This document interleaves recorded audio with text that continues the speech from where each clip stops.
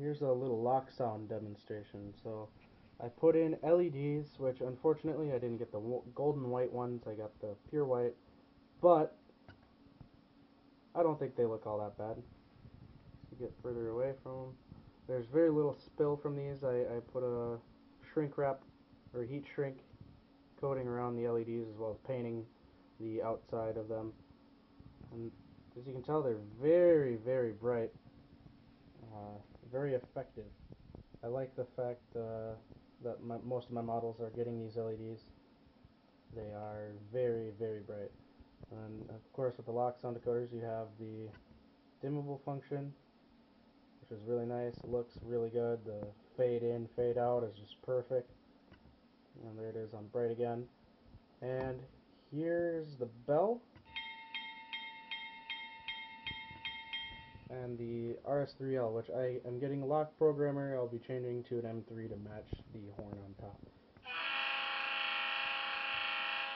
There's a little bit of rattles. I think there's some magnetic crap stuck to the baffle, so I'll have to shake that off when I take it apart to fix the beacon up top here, which I managed to burn out right away. Right as I installed it. Must not have got the impedance right. So, with further ado, we'll get it started up here.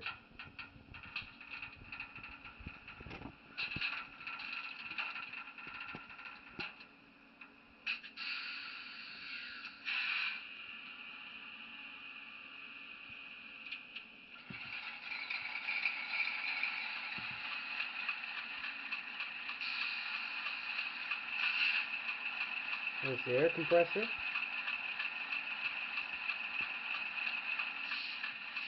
You can hear the turbo coming as it spools in.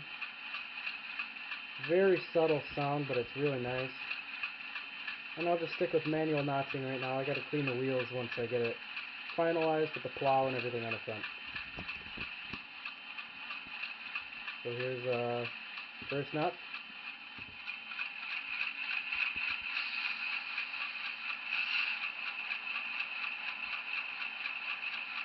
Second notch.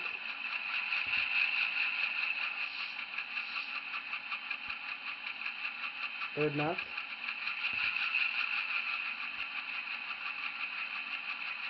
Fourth notch.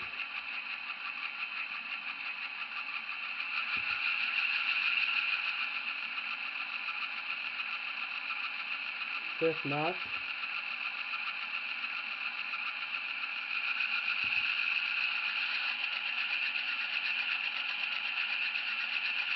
Sixth notch.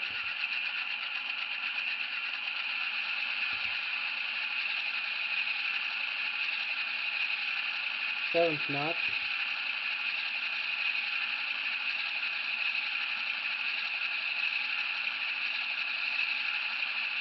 And it's very subtle from 6 or from 7 to 8 here. So you might not have noticed it, but it is a very subtle note change in its rattly washing machine sound. So we'll bring it back down. I'll just hit F10 and you can hear it come down notch by notch.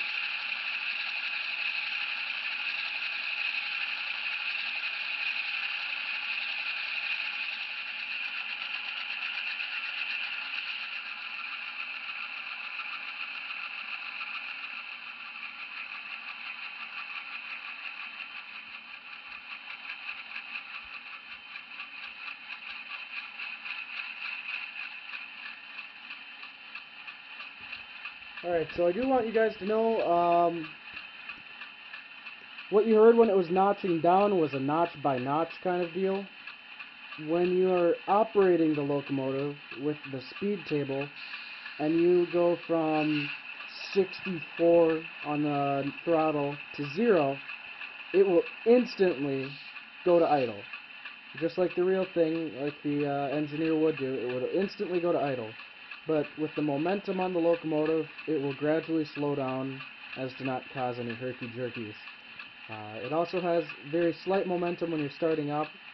I'd like to demonstrate that, but I just got to clean the wheels before I do that. So here's some of the other sounds. Here's dynamic brakes.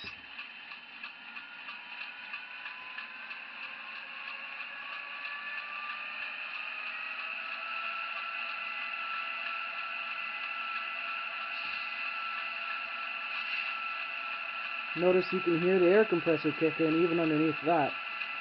Most decoders don't have that many channels to broadcast through, so Loksound is very unique in that respect.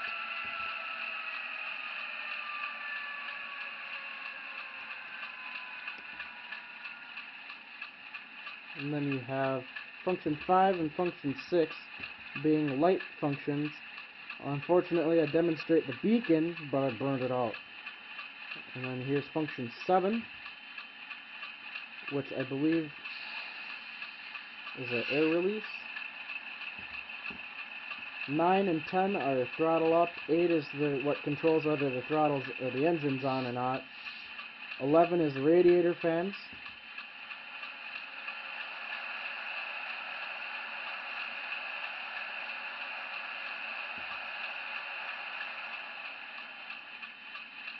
Which realistically on an Alco it runs off of a drive shaft with a right angle drive and a clutch.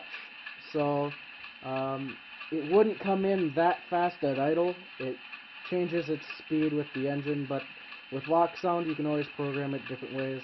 And then of course F12 is the headlight dimmer. So here I'll show the shutdown sequence as well as the headlight fade effects when you go from forward to reverse. So here's the shutdown real quick. You can hear the turbo spooling down, and there it is.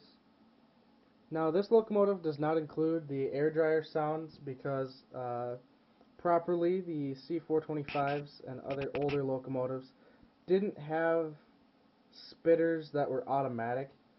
They would blow down the air tanks when the compressors were turning, or when the compressor was engaging, and blow down the air tank when the compressor was disengaging. And that was the only time that they were active, and you can hear it every time the compressor kicks on.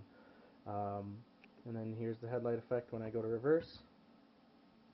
Very nice slow effect, even on LEDs.